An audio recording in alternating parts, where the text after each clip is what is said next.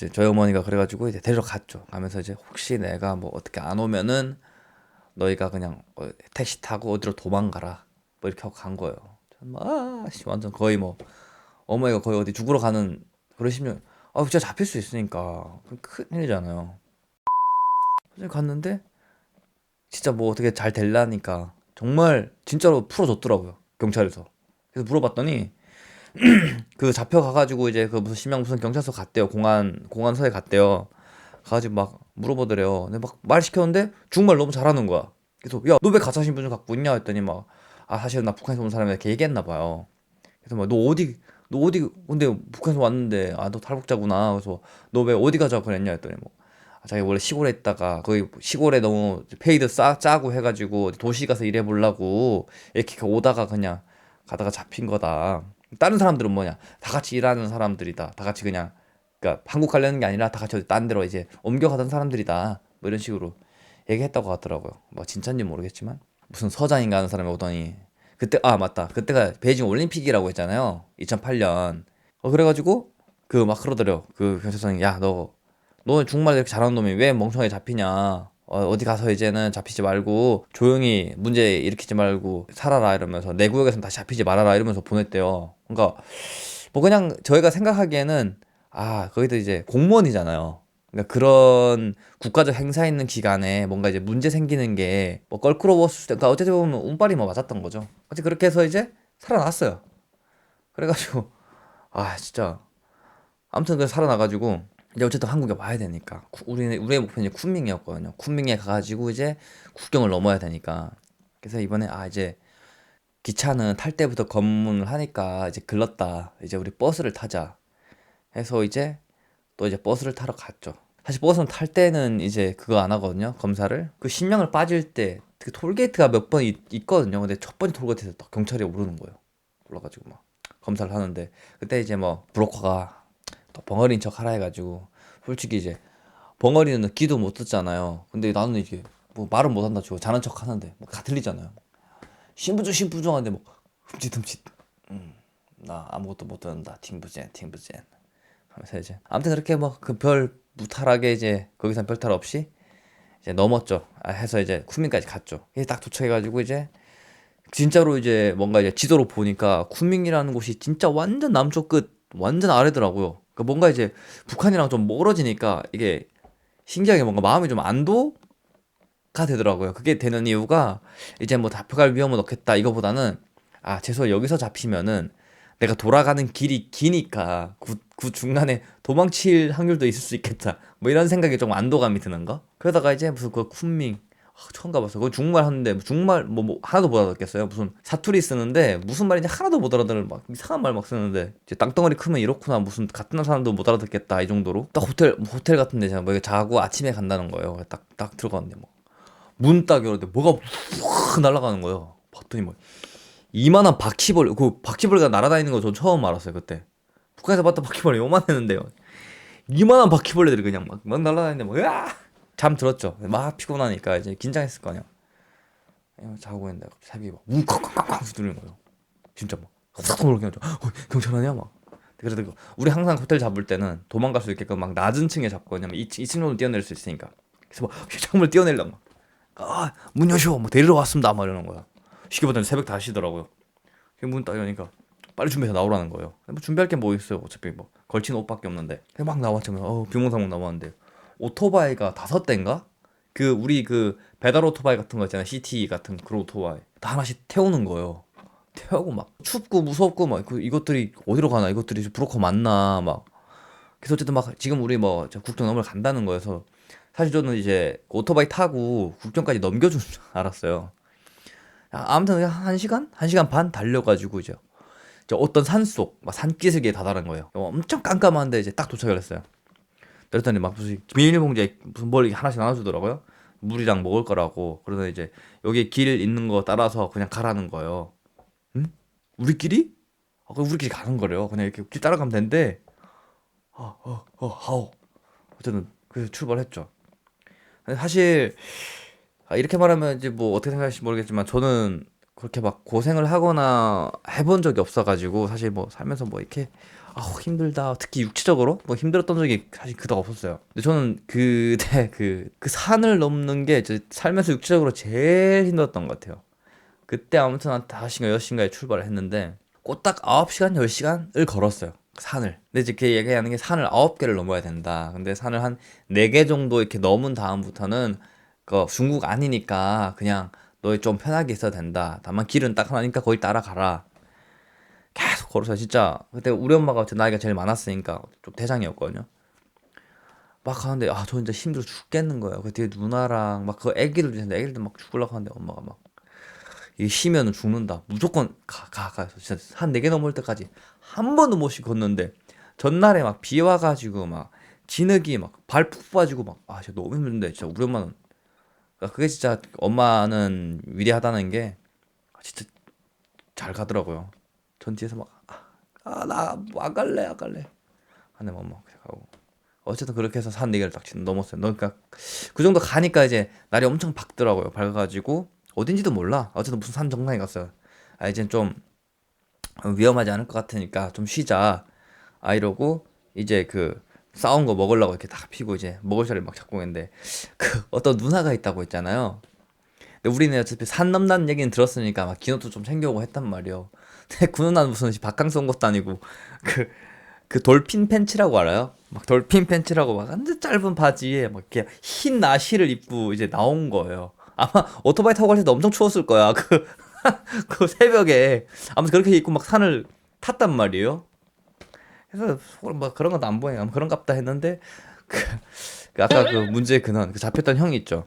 그 형이 이제 그 앉을 자리 찾는다고 풀 막 있는데 뭐 발로 휘휘휘 자꾸 다니다가 뭘 하다 발로 팡 찼는데 갑자기서 벌떼가 막 쏟아져 나오는 거예요. 근데 저도 막 쏘였거든요.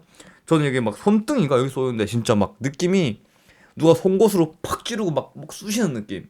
근데 그래도 우리는 그래도 다 긴 옷 입었으니까 그나마 괜찮았는데 그 누나는 이거 입었잖아요 이거. 이러고 막 도망가는데 뒤에서 보는데 너무 웃겨가지고 그래서 도망가서 살았죠 살기는. 이거 막 온통 막 울퉁불퉁. 아무튼 그 형이 문제야. 그 형이 그걸 발로 외쳐가지고 그거를 계속 또 걸었어요. 또 아무튼 그 길이 있긴 있더라고요. 그 막 오솔길 같은 게 하나. 그러니까 누가 사람들이 다닌 길 흔적 거기 따라 계속 진짜 막 하루 종일 걸었어요. 그 오후 3시인가 4시인가 아무튼 되게 평지가 보이는데 막 드넓은 평야가 있고 막 무슨 밀밭 밀인가 뭔지 몰라도 어쨌든 막밭 같은 게 막 있는 거예요. 근데 여긴 확실히 중국은 아니구나 라고 느꼈던 게 막 삿갓 같은 거 다 쓰고 사람들이 막 이게 이렇게 이런 물지개 같은 거 지금 막 너무 이국적인 거야. 그걸 보니까 여기 라오스 맞긴 맞나 보구나. 근데 이제 오긴 왔는데 지금 길이 없는 거예요. 그럼 뭐 사는 그래도 어설길이라는데 뭐 어떻게 해야 되지? 모르겠다. 일단 걷자. 그냥 온 방향으로 계속 직진을 걸었어요. 아무튼 계속 앞으로 가라고 했으니까 한참 가는데 막 갑자기 뚝 같은 게 나오면서 도로가 나오더라고. 거기에 막 밴이 있는데 누가 봐도 한국 밴이야.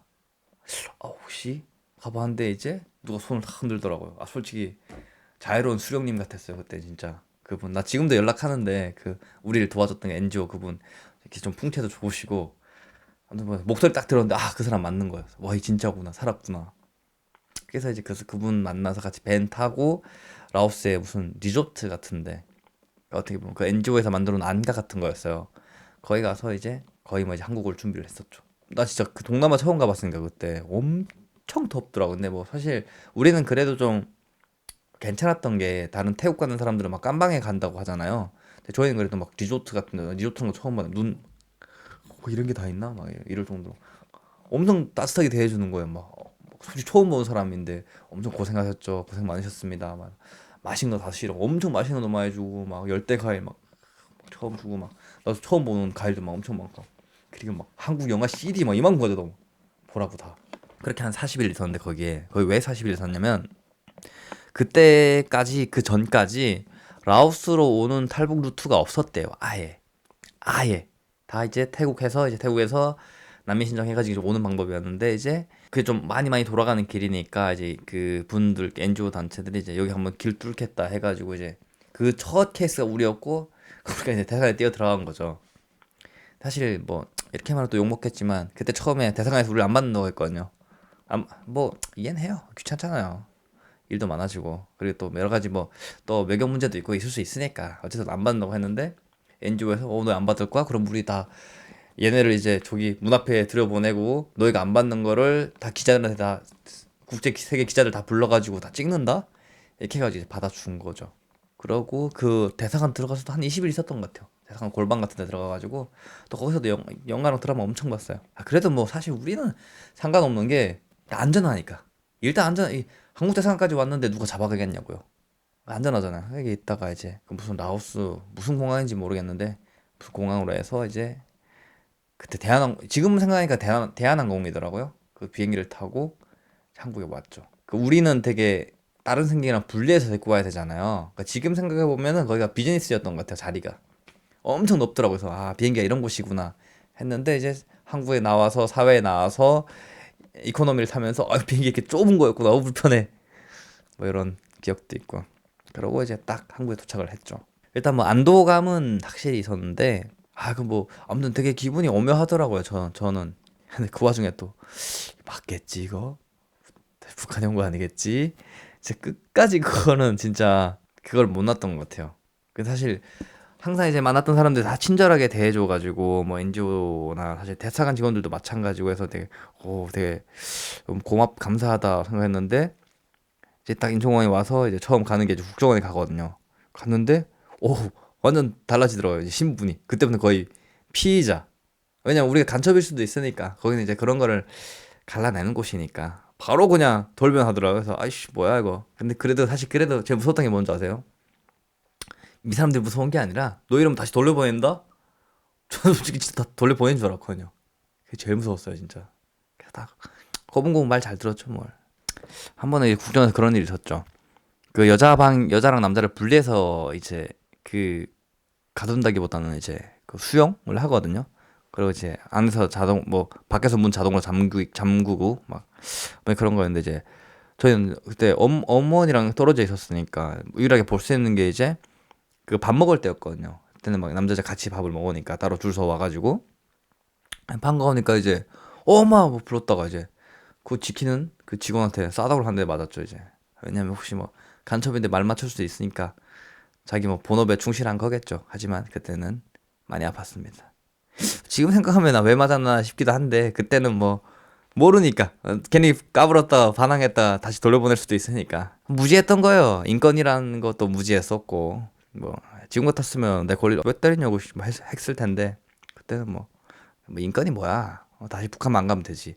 뭐 이런 생각밖에 없었으니까 어쨌든 그렇게 뭐 해서 하나원까지 가가지고 교육을 잘 받고 이제 대한민국 사회에 제가 2008년 3월 3일에 딱 북한을 나왔는데 2009년 3월 4일에 딱 1년 만에 진짜 한국 사회에 딱 나왔죠. 하나원까지 딱 마치고 어느덧 한국에 온 지가 올해가 2022년이니까 14년? 이렇게 뭐 사실 별건 없지만 저에게는 그래도 별게 있었던 저의 탈북 스토리였고요. 가끔 이제 그런 걸 물어보더라고요. 사람들이 한국에 온 거를 후회하지 않냐, 한국에 온 게 잘한 것 같냐. 아 솔직히 그게 그러니까 내 기준을 어디에 드냐에 따라 다르긴 한데 그 사람이 초심을 잃지 말라고 하잖아요. 제가 처음에 올 때 왜 왔어요? 거기보단 무조건 나으니까. 무조건 나으니까.